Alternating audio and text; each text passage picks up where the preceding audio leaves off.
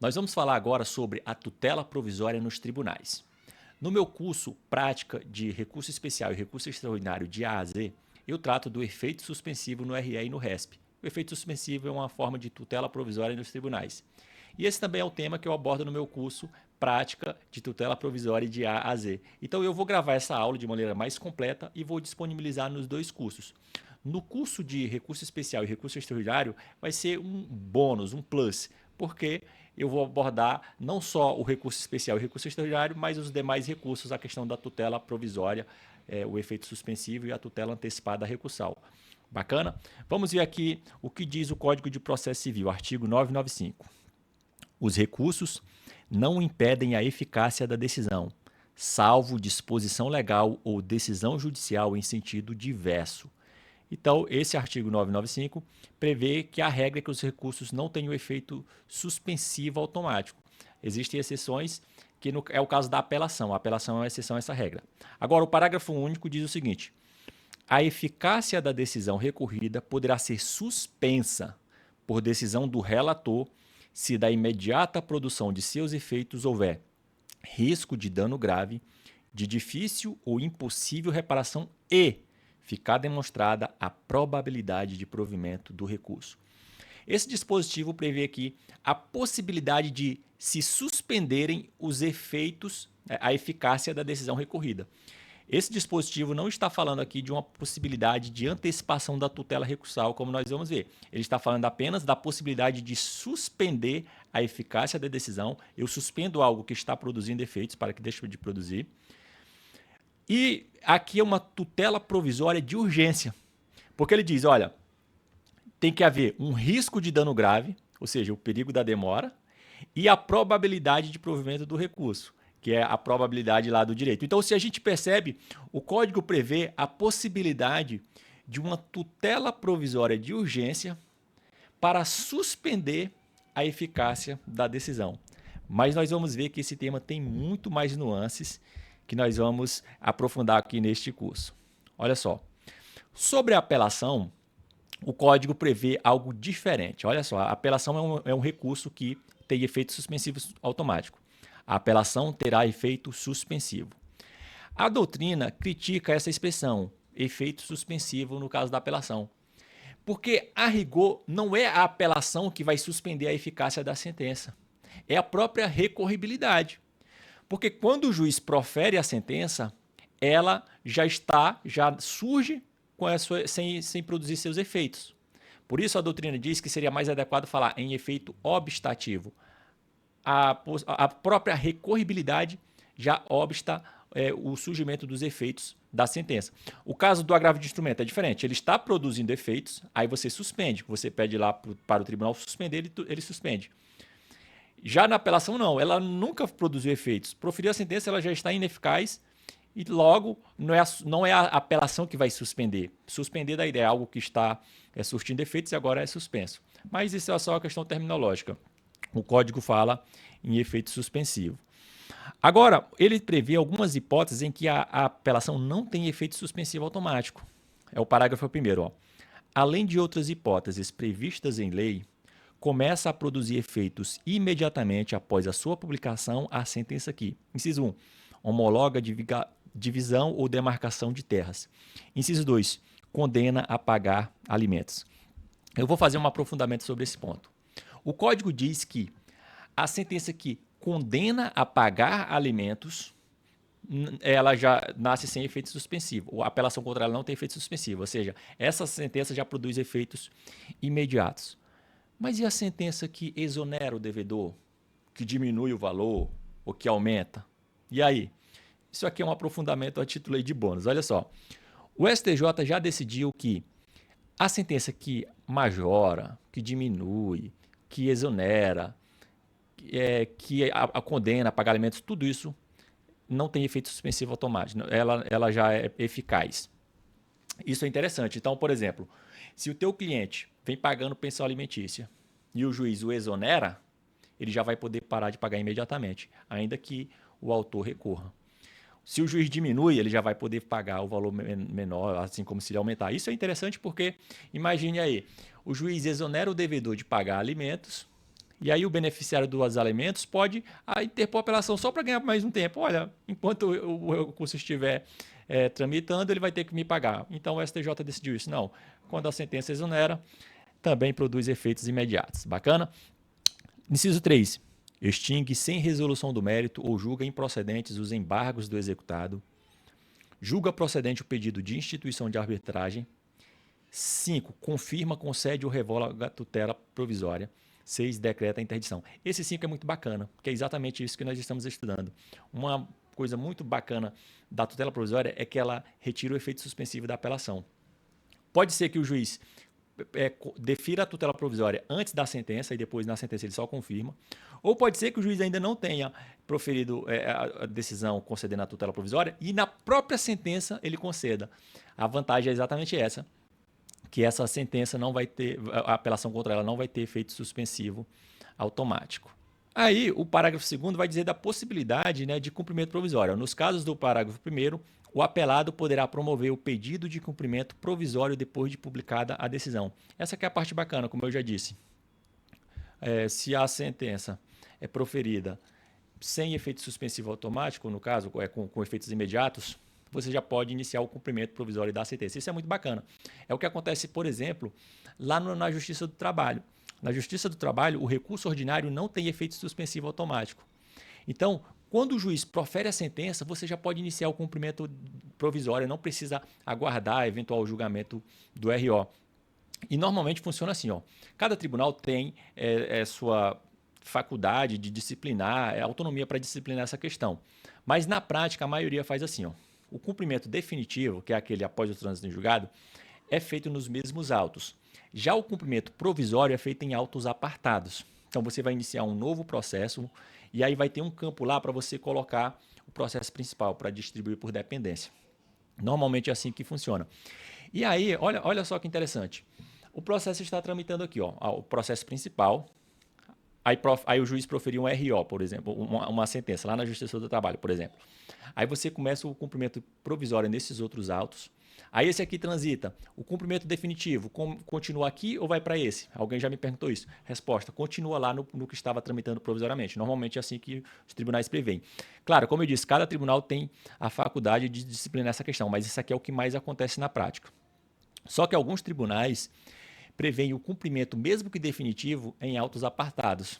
Um dia eu fiz um vídeo sobre isso no TikTok e algumas pessoas falaram que lá em São Paulo é assim. Lá em São Paulo, seja cumprimento definitivo, seja cumprimento provisório, é feito em autos apartados e a pagamento de custas. Então, você veja aí como é que funciona no seu tribunal, beleza?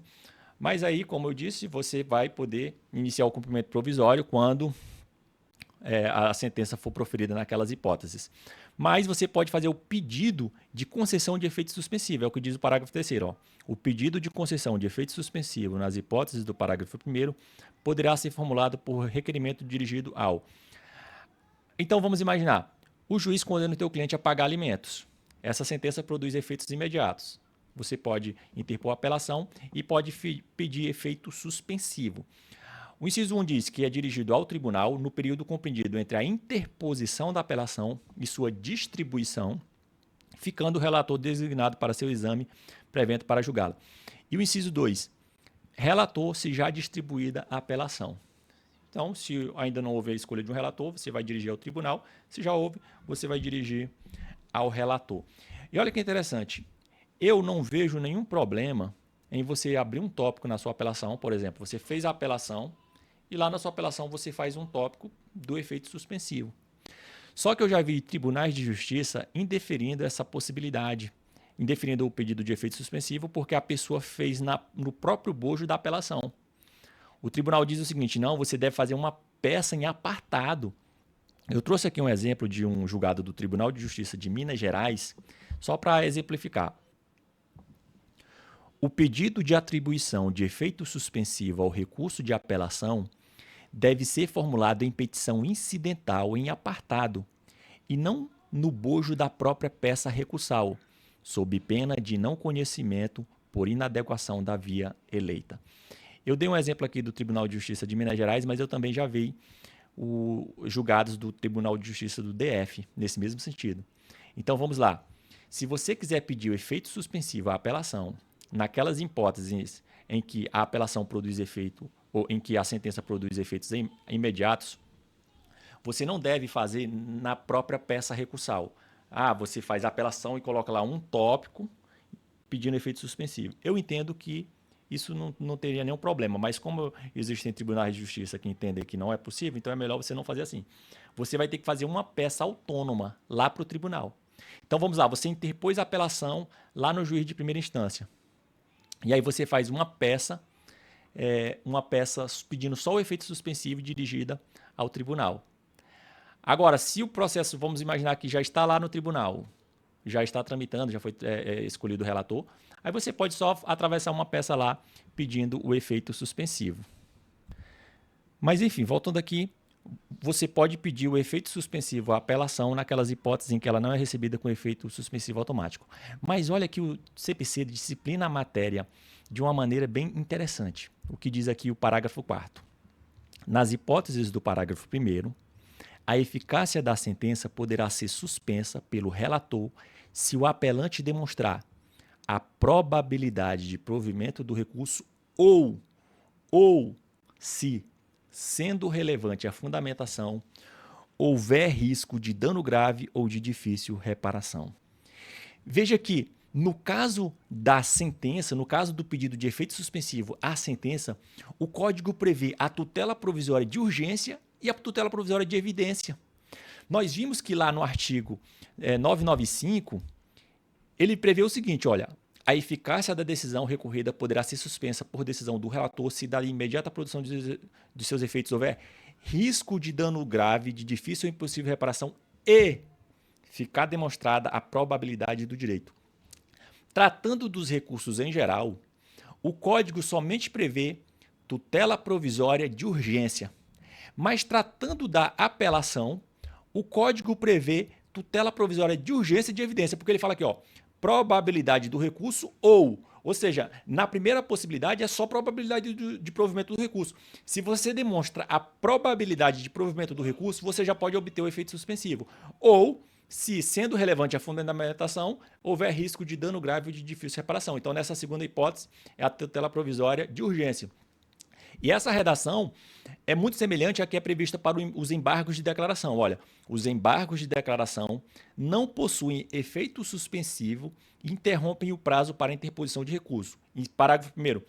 A eficácia da decisão monocrática ou colegiada poderá ser suspensa pelo respectivo juiz ou relator se demonstrada a probabilidade de provimento do recurso ou, sendo relevante a fundamentação, se houver risco de dano grave ou de difícil reparação.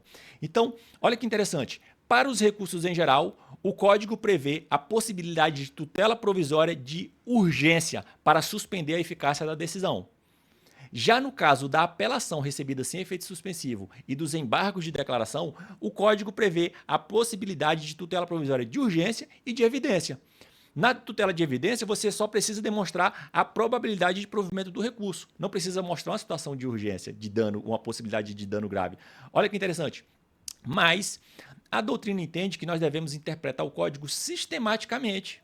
Ora, por que só no caso da apelação seria possível dos embargos de declaração seria possível essa concessão de efeito suspensivo pela evidência, a tutela provisória de evidência, e nos demais recursos só por urgência? Não faz sentido. Então, a doutrina entende que é possível a tutela de evidência nos recursos em geral. E essa possibilidade é decorrência desse dispositivo do CPC. Olha o que ele diz aqui, o artigo 932. Incumbe ao relator apreciar o pedido de tutela provisória nos recursos e nos processos de competência originária do tribunal. Veja que o dispositivo fala tutela provisória e não diz se é de urgência ou de evidência. E aí a doutrina entende que é possível de evidência, como diz aqui o enunciado 423 do Fórum Permanente de Processualistas Civis. Cabe tutela de evidência recursal. Portanto, ao interpor um recurso, você pode pedir para que o juiz conceda efeito suspensivo sem necessariamente ter que demonstrar uma situação de urgência, uma situação de probabilidade de dano ou risco. Agora, você vai ter que fundamentar bem, você vai ter que explicar esse raciocínio que eu estou te falando, porque é possível que o órgão julgador não tenha conhecimento disso, ele veja, poxa, mas aí você não está demonstrando nenhuma situação de risco. E você tem que mostrar que existe essa possibilidade de suspender sem necessariamente mostrar algum risco. Bacana? E olha o que diz o código sobre o agravo de instrumento. Mais uma vez, uma previsão diferente dos demais recursos. Recebido o agravo de instrumento no tribunal e distribuído imediatamente, se não for o caso de aplicação do artigo 932, inciso 3 e 4, o relator, no prazo de 5 dias, poderá atribuir efeito suspensivo ao recurso ou deferir, em antecipação de tutela, total ou parcialmente, a pretensão recursal, comunicando ao juiz sua decisão. Vejam que nós vimos até agora a possibilidade de suspender a eficácia da decisão. É o que o código prevê. Possibilidade de suspender. Mas quando ele trata do agravo de instrumento, ele prevê duas coisas: a antecipação dos efeitos da decisão ou, aliás, a suspensão dos efeitos da decisão ou a antecipação da tutela, que é também chamada de efeito ativo. O efeito ativo é o mesmo que a antecipação da tutela. E qual a diferença, Diógenes? Não consegui entender muito bem. Olha só. Suspender, como o nome já diz, você vai suspender algo que está surtindo seus efeitos. Então, se o juiz concede algo e você quer que aquilo seja suspenso, a decisão simplesmente pare de produzir efeitos. É o efeito suspensivo. Agora, tutela antecipada recursal, ou efeito ativo, também chamada de efeito ativo, é você pedir para que o tribunal conceda a você aquilo que o juiz negou. Vamos lá, imagine aqui, você está advogando para o réu. O juiz condenou o réu a pagar alimentos. Olha só, essa sentença está produzindo efeitos condenando o réu a pagar alimentos. Você vai querer apenas suspender essa decisão. Suspender, pronto, ela ficou suspensa, o teu cliente não vai ter que pagar alimentos. Agora, situação diferente. Você está pelo autor.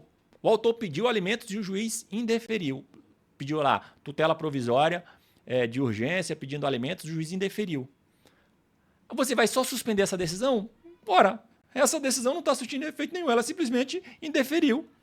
O que você quer é que o tribunal conceda os alimentos provisoriamente. Então é tutela provisória recursal, efeito ativo.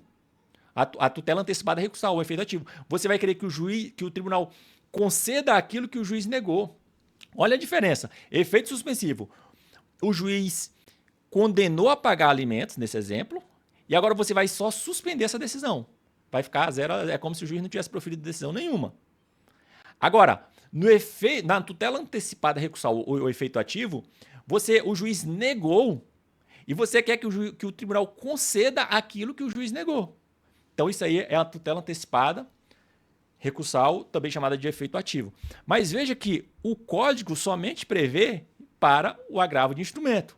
Então, a gente percebe que o código trata de maneira bastante diferente o agravo de instrumento, a apelação, os recursos em geral. Para um, ele só prevê tutela de urgência, para outro prevê tutela de evidência, para um prevê só o efeito suspensivo, para outro prevê tutela antecipada, mas o entendimento é que a gente deve interpretar sistematicamente e reconhecer a possibilidade de antecipação dos efeitos da tutela também para os demais recursos, não só para o agravo de instrumento.